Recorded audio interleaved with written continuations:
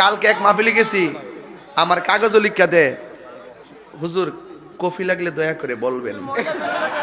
তোরে কি তাই মহিলাটা বেশি পাওয়া গেছে? বুঝালো 10 টাকার কাছে। আমরা কে আসুদ্রি কেমনে আইসিনি, আমরাই তো বানাইছি। কথা কোন ঠিক না বেটি? মারহাবা কোন। ওই আমার সালাম দিয়ে আপনারা আপনার বোনেরে।